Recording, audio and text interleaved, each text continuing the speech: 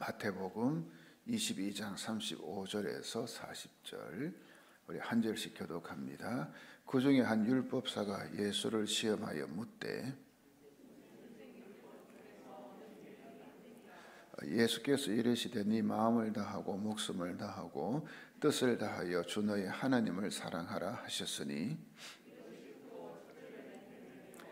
둘째도 그와 같으니 내 이웃을 내 자신같이 사랑하라 하셨으니 이 두 계명이 온 율법과 선지자의 강령이니라. 아멘.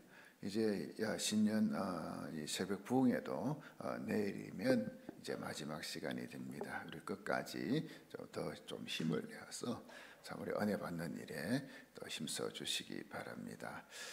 우리 2023년의 신년 새벽 부흥에 표 우리 같이 한번 또 읽어볼까요? 시작. 인생의 6가지 성공 법칙. 그 인생의 6가지 성공 법칙. 자, 그러면 그 다음에 그 6가지가 뭔가요? 꿈, 깨, 끼, 깡, 끈, 꼴. 좀 그 단어가 조금 이거 말하기가 그죠? 좀 그렇습니다만 꿈, 깨, 끼, 깡, 끈, 꼴. 한번 따라해 봅시다. 시작. 꿈, 깨, 끼, 깡, 끈, 꼴. 그래서 어제까지 이제 꿈, 깨, 끼, 깡에 대해서 봤어요.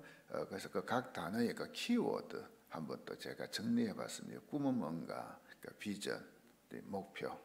내가 이제 내 인생 삶에 있어서 이제 꿈이 비전이 뭔가? 결국 목표죠. 내가 하고자 하는 것, 되고 싶은 것. 그다음 깨는 지혜와 계획이라. 그래서는 이 꿈을 이루기 위해서 지혜가 필요하고 또 계획을 세워야 된다. 그죠? 계획 없이 어찌게 됩니까? 계획이 있어야 되죠. 그다음 끼는 우리가 보통 끼는 재능을 이야기하기도 하는데 그 재능보다는 열정이죠. 열정. 그리고 끼가 있는 사람은요 열정이 있거든요. 좀 죽기 살기로 하잖아요, 그렇죠? 그 진짜 피아니스트, 세계적인 피아니스트 보세요. 뭐 하루에 몇 시간씩 연습하잖아요, 그렇죠? 그 열정이 열정. 그 다음에 깡은 뭐 용기예요, 용기. 그러니까는 아무도 나서지 않을 때 나서는 거. 그 첫 번째 펭귄 어제 말씀드렸죠, 그런 경우. 누가 이 고양이 목에 방울을 달까 할지게 다들 와 그러면 좋겠다 해놓고는 아무도 안 나서는 거. 그게 아니고 나서야 될 때 진짜 나서는 사람, 해야 될 때 진짜 과감하게 하는 사람, 이 용기, 이게 깡이라. 오늘은 5번째로 끈입니다. 끈. 흔히 세상 참 좁다, 세상 참 좁다라는 이야기를 자주 합니다. 실제로 이제 일상생활에서 가끔 이제 이런 경험을 이제 하게 되죠. 자, 과연 이 세상은 얼마나 좁은 것일까? 이 세상은 이 지구상에서는요 누구나 한 다리만 건너면 다 알 수 있다. 그 말을 합니다. 한 다리만 걸치면 건너면. 아프리카 오지의 부시맨도 6단계의 인맥을 거치면 미국 대통령도 만날 수 있다 합니다. 그러니까 6단계만 걸치면은 미국 대통령과 연결이 된다. 아프리카 완전히 부시맨 미개인이죠, 그죠? 그 사람도. 1967년 하버드 대학의 스탠리 밀그램 교수는 실험을 통해 이 미국과 같은 이 광활한 대규모 사회에서도 5.5명만 거치면 누구나 전혀 모르는 사람과 연결될 수 있다. 이걸 입증을 했습니다. 참 놀랍죠, 그죠? 평균 5.5명. 이 숫자를 이제 반올림해서 6단계의 분리, 6단계의 분리라는 개념이 이제 나오게 된 겁니다. 그렇다면 한국은 어떨까요? 이 밀그램 교수와 유사한 방법으로 시험한 결과 우리나라는 평균 3.6명 나왔습니다. 3.6명만 걸치면은 누구든지 연결이 된다는 거죠, 서로. 제가 우리 교회 이제 교역자를 청빙하기 위해 이제 희독신문에 광고를 내고 이제 이력서를 이제 받잖아요. 그래서 이력서를 하나 이제 살펴보면서 이제 조금 이제 마음이 이제 관심이 그 중에서 있는 분, 그래서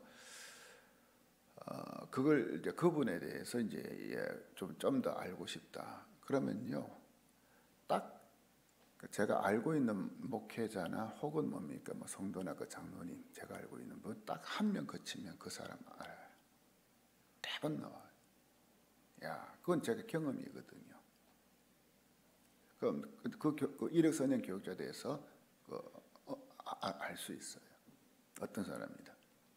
심지어 어떤 때는요, 그 이력서를 제출한 교육자에 대해서 이제 제가 알아볼 수 있는 그런 주변 분들 있죠.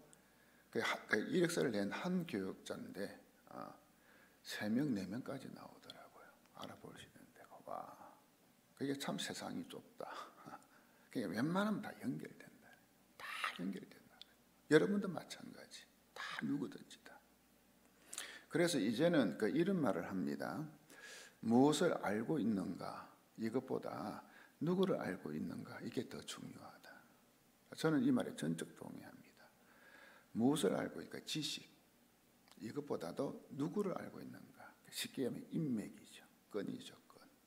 이게 더 중요한 사회가 됐다. 이겁니다. 이 누구를 알고 있는가 이걸 인맥이라 해요. 인맥. 오늘 그 설교 제목이 건인데 이 건은 이 관계죠. 관계. 또 우리가 세상 말로 하면 그 인맥. 요즘 그래 이 인맥에 대한 책이 얼마나 많이 나오는지 굉장히 중요하니까 우리가 이제 세상 속에서도 성공하는 삶을 살려면 이 인맥. 그래서 책이 엄청나게 나옵니다.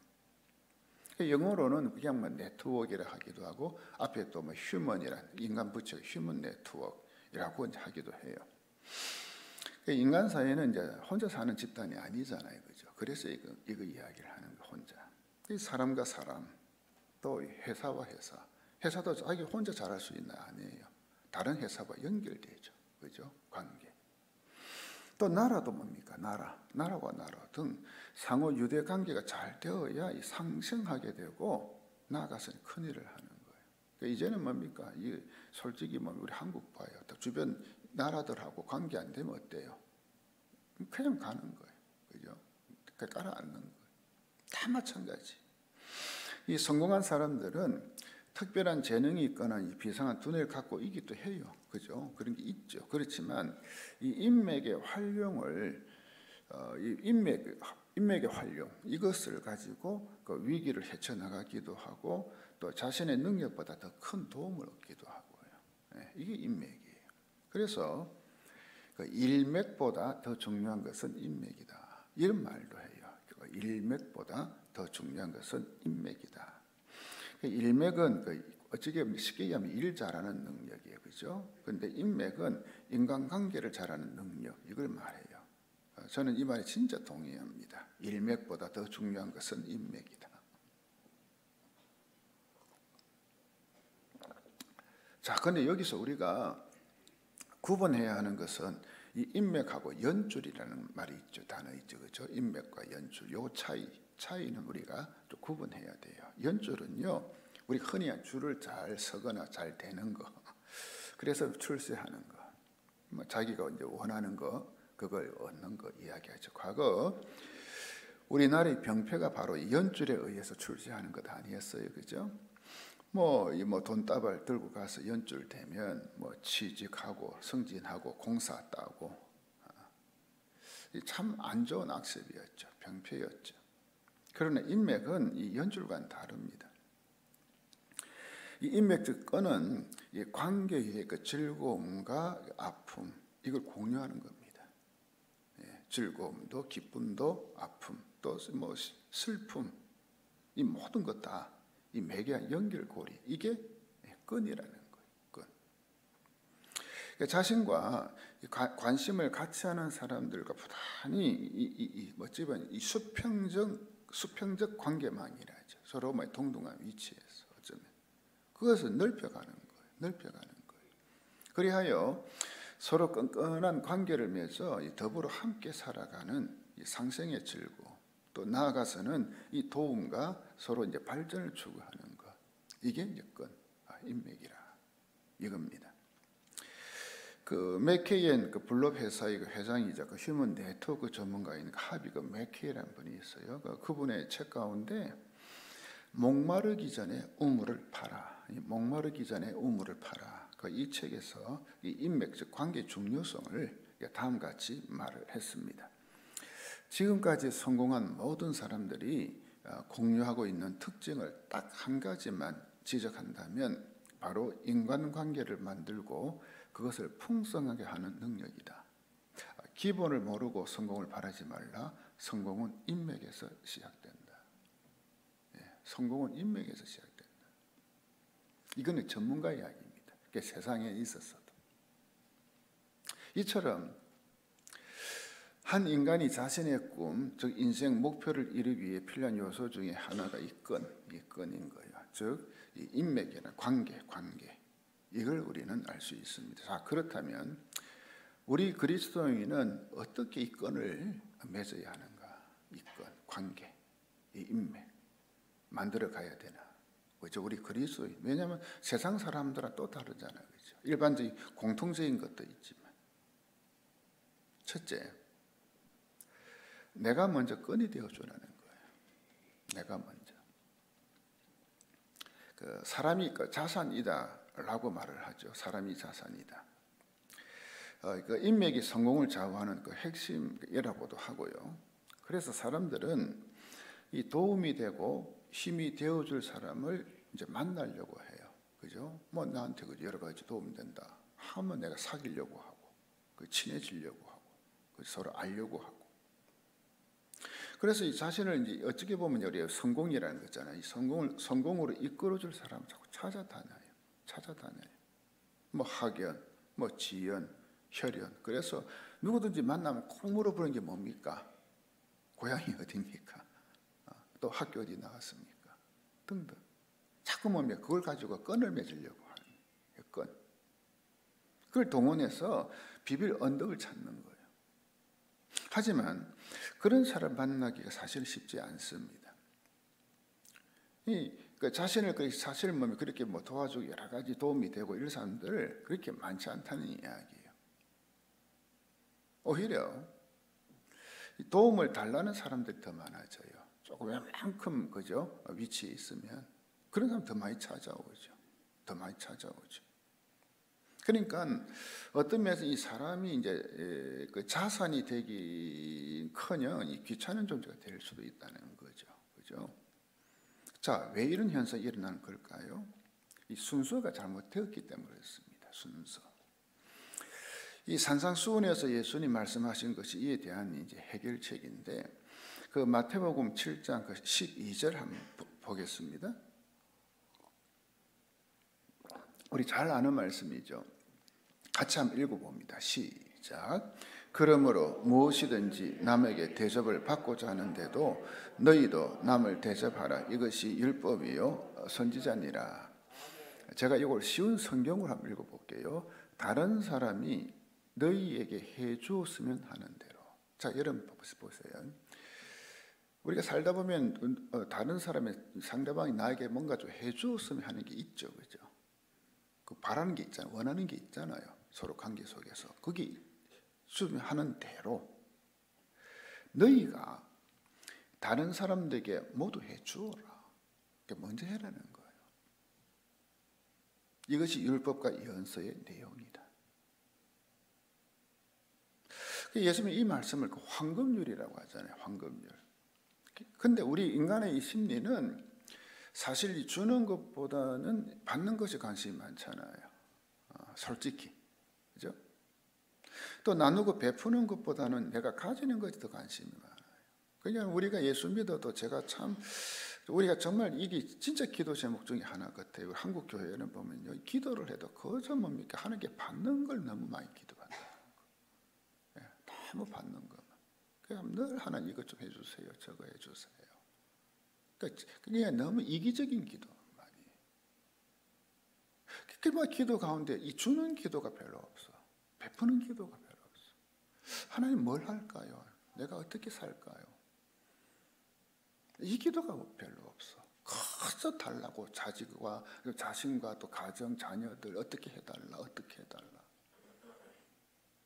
그게 우리의 사실, 우리 인간의 원래 속성이거든요. 이게 이제 바뀌어야 되는 거예요.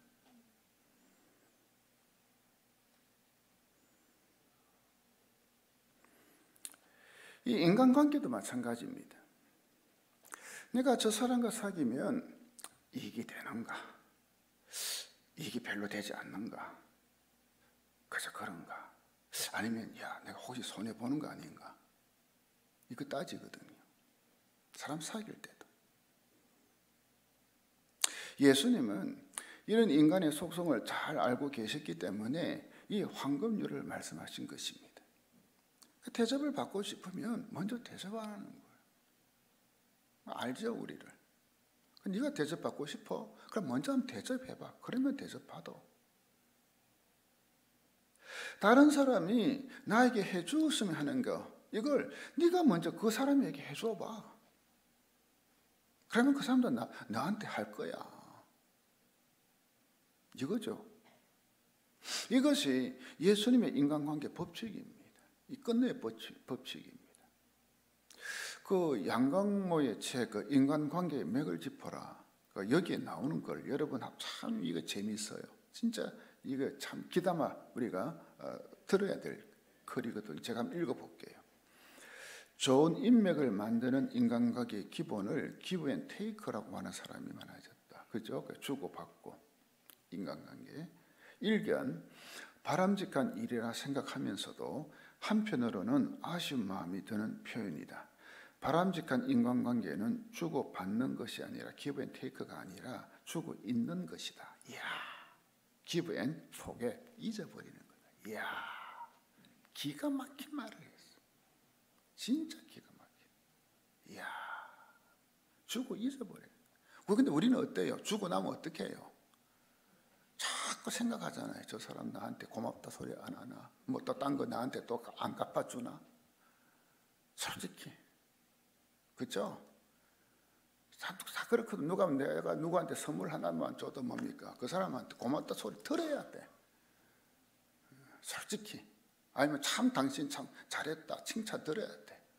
인정받아야 돼. 말아도 받아야 돼. 근데 바람직한 인간관계 뭐라고? 주고 받는 게 아니라 뭐라고요? 주고 있는 것이다. 이야. 꼭 예수님 말씀한 것 같아요.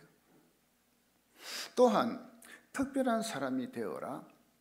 경제적인 협력은 중요하나 친구를 만드는 것은 물질이 아니다. 정신이다.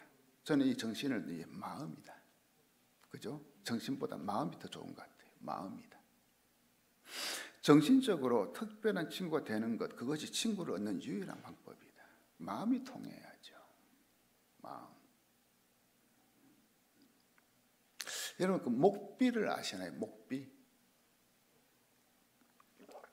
거의 안 쓰는 단어인데 그 시골에 사셨던 분 아실 거예요. 그 모내기 전에 내리는 단비. 그걸 목비라 해요. 그 모내기 전에 내리는 단비. 이거 진짜 이거 꿀맛이죠, 그죠? 모내기 하기 전에 내리는 비. 그걸 이제 목비라, 단비를 목비라 해요. 그러니까는 이 좋은 인맥은 그러니까 누군가의 그 인생에 이 목비 같은 사람이 되는 거예요. 내가 먼저죠. 이 메마른 대지를 적셔주는 이 담비 같은 존재가 되는 거. 이거요. 그래서 우리는 정말 이런 말을 들어야 돼. 내가 당신 만나서 참 행복하고, 내가 참 좋고, 내가 참 힘이 되고, 참 도움이 되고. 이 말을 들을 수 있어야 되는 거예요. 우리가. 그러니 이 인맥 관리는 다른 사람들을 관리하는 것이 아니라 결국 누구 관리예요? 자기 관리. 자기 관리. 다른 사람 보통 인맥 관리하면 다른 사람 관리를 이야기하잖아요. 그거 아니에요. 자기 관리죠. 자기 관리.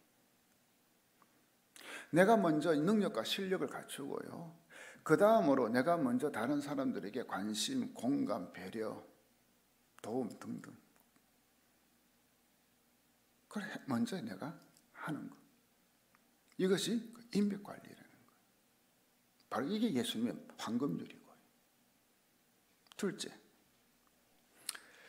내가 먼저 마음을 열고 다가서라는 거예요. 이것을 한 단어로 말하면 관심입니다. 관심. 상대방이 나에게 관심을 가지기 전에 내가 먼저 관심을 이제 가져주는 거예요. 그게 앞에 거하고 거의 조금 비슷한 면도 있어요. 요셉의 인생은 그야말로 이제 파란만장했습니다. 형들에게 미움을 받아 노예로 팔리죠. 주인의 집에서 성실하게 일한 결과 이제 가정 총무가 됩니다. 종이지만 그래도 이제 혈이 이제 펴고 좀 살만해졌습니다. 그러나 이것도 잠시 또다시 그의 인생은 이제 꼬이죠. 꼬여도 보통 꼬이는 거 아닙니다. 이렇게 꼬일 수가 없습니다. 주인 아내 유혹을 뿌리치다 오히려 누명 쓰고 이제 감방에 갑니다. 인생이 안 풀려도 이렇게 안 풀릴 수가 없습니다. 이 요셉이 웬만한 사람 같으면 뭐 비관하고 자포자기하고 이런 단어들이 배열된 삶을 살 수밖에 없는 그런 이제 상황이었어요. 형편. 또 아니면 그냥 극단적 선택을 하기도. 요즘은 제가 참 안타까운 게 뭔가요? 막 보면은 그저 뭡니까? 이 극단적 선택했다는 게 얼마나 많이 나오는지. 사람이 그렇게 되는 거예요. 제가 어떤 분을 만났더만은 실제 그 말을 하더라고요. 진짜 상황이 어려우니까 진짜 아파트에서 뛰어내리고 싶더라는 거예요. 하나님 믿는데도 불구하고. 제가 이해가 되더라고요. 순간적으로 그 마음이 들어요. 하지만 요셉은 달랐습니다. 감방에서도 성실했어요. 자기 주어진 일에 최선을 다하는 거예요. 저는 참 이게 너무 좋아. 이를 본 이 간수장이 이 바로왕의 술 관원장과 떡 관원장을 시중들게 합니다. 그러던 어느 날 요셉이 이 두 사람의 얼굴을 아침에 딱 출근해서 딱 보는데 뭔가 이 얼굴이 조금 안 좋아요. 그 인상이.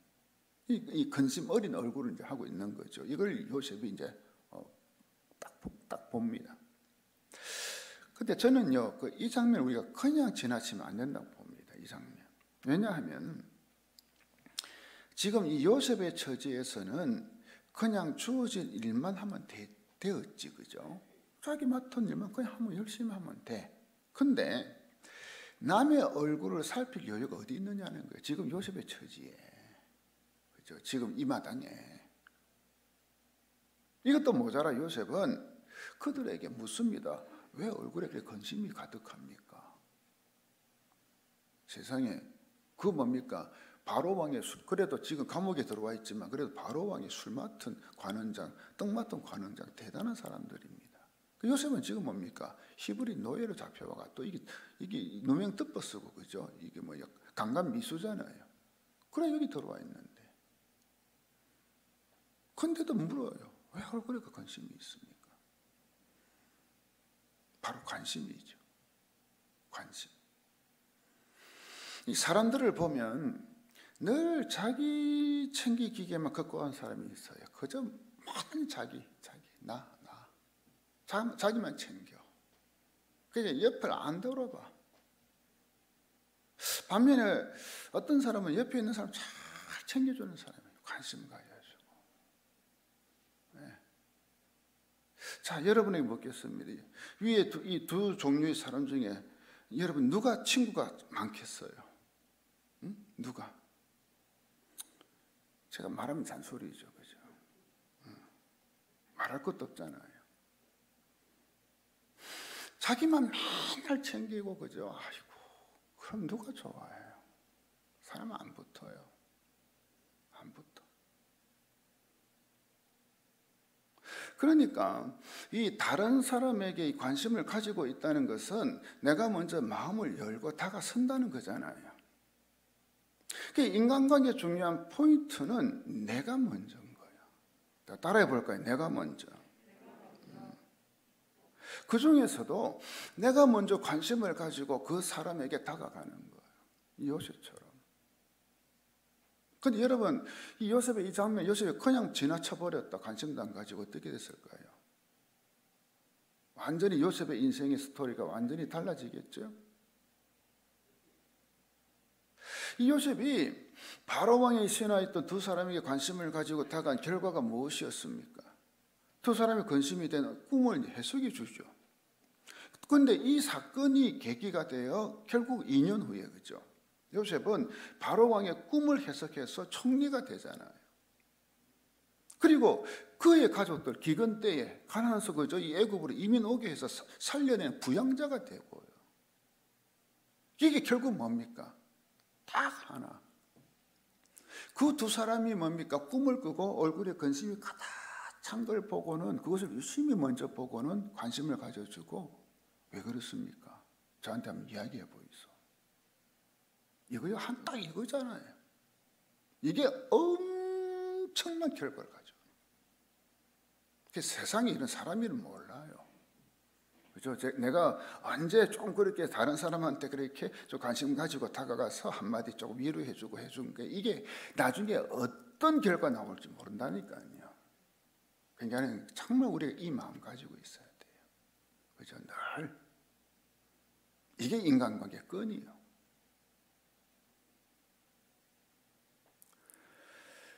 다윗에게도 이와 유사한 예가 있었죠. 사무엘상 30장에 나오는 이야기입니다. 다윗과 그의 부하들과 가족들이 이제 사울 왕을 피해 블레셋 쪽에 망명에 있을 때였어요. 다윗과 부하들이 이제 가족들이 머물고 있는 그 시글락이라는 성읍이 있었는데 거기서 이제 제가 자세한 이야기는 안 하겠어요.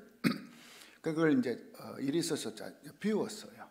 가족들만 두고 그때 이 아말렉이 침공해서 그 시글락 그 성읍 불태워 버리고 가족들하고 재산들 다 탈취해서 그냥 이제 가버리죠. 그래서 이제 와서 보니까는 세상에 뭐 일이 돼 버렸네. 그러니까는 다윗의 부하들이야 뭐 울 기력이 없을 정도로 이렇게 소리 높여 뭐 울다가 뒤에는 뭐 소리가 이제 뭐 안 나오는 거예요. 뭐 다 잃어버렸으니까. 그렇지만 다윗은 다시 정신 차리고 이제 마음 가다듬고 이제 부하들과 이제 아말렉을 추격하기 시작합니다. 그 추격 중에 그 다 죽어가는 이제 애굽 이 소년을 하나 만났는데 보니까 사흘 동안 물과 음식을 먹지 못해 거의 이제 빈사 상태, 빈사 상태였어요. 그런 그를 다윗은요 데리고 와서 음식 먹이고 극진히 돌봐줘요. 사실 여러분 보세요. 이 가족들과 재산들 다 탈취당해가지고 그저 이 아멜이 가버렸는데 그 아말렉을 추격하는 것만 해도 여러분 정신 없잖아요 지금. 진짜 얼마나 급해요. 근데 이 뭡니까? 이 애굽 소년 이거 비자 상태에 다 죽어가는 소년 이걸 뭡니까? 챙길 여유가 어디 있어요? 근데 다윗은 안 그랬어요. 그것도 뭐 그 유대 청년 뭐 그 이스라엘 그죠? 사람도 아니고 그 애굽 청년 호의를 베풀어 준 거예요. 그래서 기호를 차린 그에게 너 누구야? 왜 이래 됐어? 뭐 등등 물었겠죠. 그러니까는 하는 말이 자기는 애굽 사람이고 이 뭡니까 가족들하고 재산 모든 거에 탈취해간 그 아말렉의 종이었는데 자기가 이제 병이 들자 자기를 버렸다는 거예요. 그러냐고. 그러니까는 이 애굽 소년 입장에서는 뭡니까 이 다윗이 이렇게 호의를 베풀어 주니까 어떻게 보면 다윗이 생명 은인이잖아, 그죠? 그렇게 되니까 어떻게 돼요? 그 아말렉에 대한 정보 다 주는 거예요. 여러 가지 이야기를 하면서. 그래서 제 아말렉이 어디쯤 있습니다.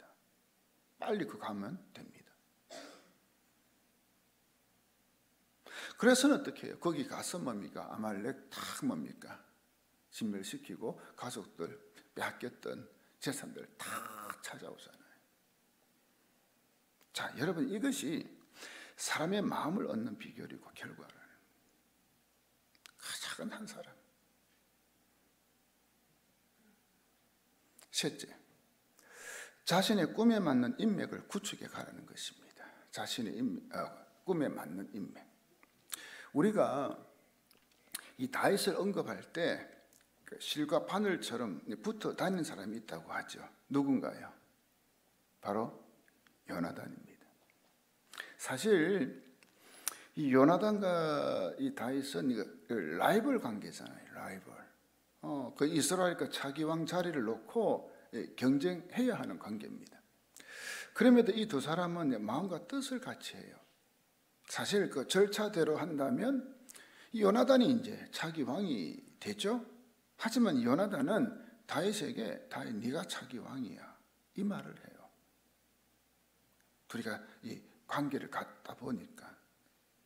자, 여러분, 이 요나단이 좀 모자란 사람 아닌가요? 자기는 가만히 있으면 아버지 사울왕 뒤를 이어서 왕이 돼요. 근데 오히려 다윗 보고 네가 차기 왕이야. 나는 그 다음이야. 좀 모자라지 않나요? 아닙니다. 그는 하나님의 계획을 알았던 겁니다. 하나님의 계획 뜻.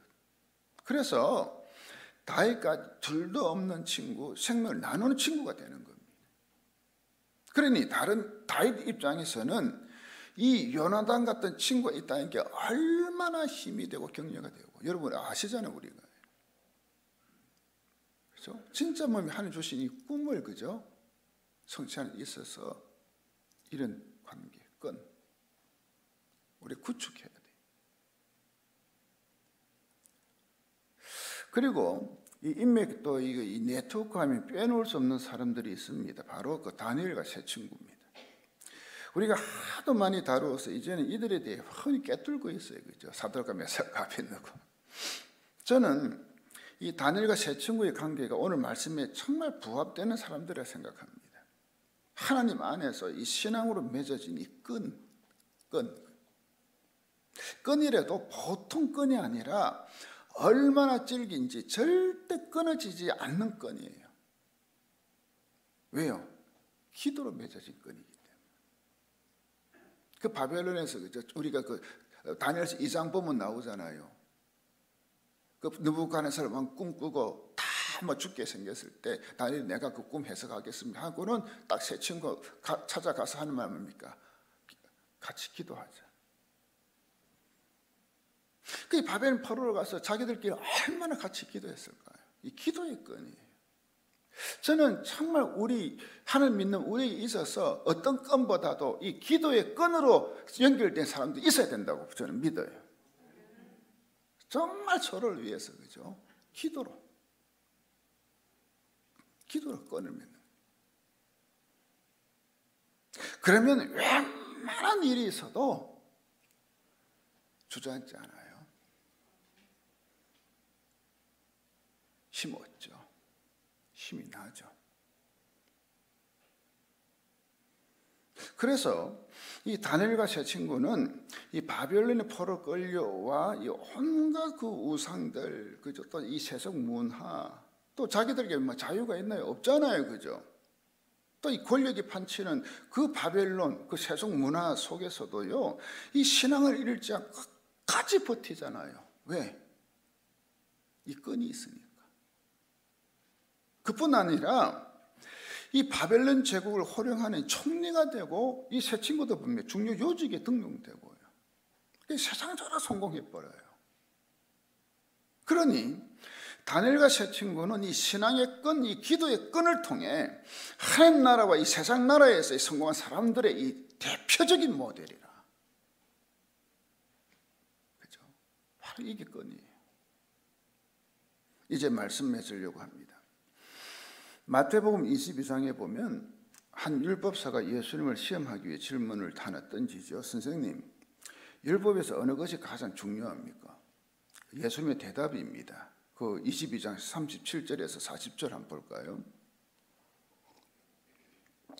예수께서 이르시되 네 마음을 다하고 목숨을 다하고 뜻을 다하여 주 너의 하나님을 사랑하라 하셨으니 이것이 크고 첫째 되는 계명이요 둘째도 그와 같으니 네 이웃을 네 자신같이 사랑하라 하셨으니 이 두 계명이 온 율법과 선지자의 강령이니라. 자, 여러분 가만히 보세요. 제가 왜 이 말씀으로 결론을 맺는지. 어찌 보면 이 끈 관계 이 인맥하고 전혀 관계없는 것 같은데 아니에요. 이게 핵심이에요. 이 하나님을 사랑하고 그 다음으로 이웃을 사랑하는 것은요, 결국 뭐죠? 하나님과의 관계. 그 다음 뭐죠? 사랑과의 관계. 그걸 정립하는 데 있어서 이 사랑은 뭐죠? 시작이요, 끝입니다. 끝입니다. 이 두 가지가 되면요, 하나님 사랑하고 이웃 사랑, 이거 두 가지가 되면 우리 인간의 삶은 성공하는 인생이 되는 것. 이게 이 말씀입니다. 그리고 여러분 정말 제가 다시 한번 말씀드릴게요. 하나님 사랑하는 사람이 이웃 사랑합니다. 요거 별게 아닙니다. 진짜 하나님 사랑하는 사람은요, 이웃 사랑합니다. 따라옵니다. 그 말은 뭡니까? 하나님과 관계가 잘 정립된 사람은요, 사람과의 관계도 잘 정립합니다. 같은 겁니다. 따로따로가 아니라는 이야기예요.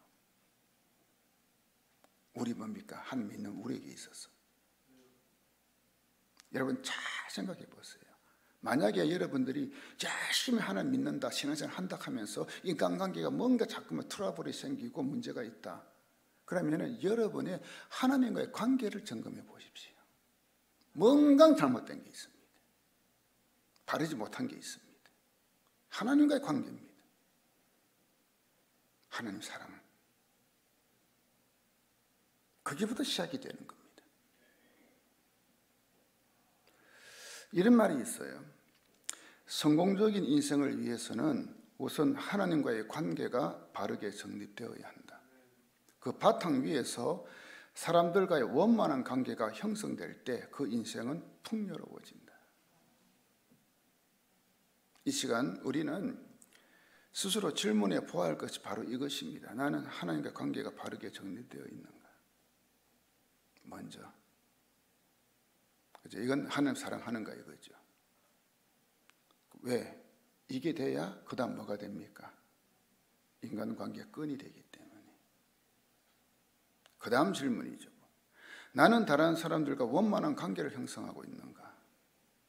이것은 이웃을 사랑하는가라는 질문입니다. 이 두 가지 끈의 핵심이 뭔가요? 바로 사랑입니다. 정말 내가 하나님 사랑하나? 그러면 이웃 사랑하게 되고요. 그러면 자연스럽게 따르는 게 뭡니까? 관계가 이루어지는 겁니다. 그러면 우리는 이 땅에서 성공하는 인생이 됩니다. 기도하겠습니다.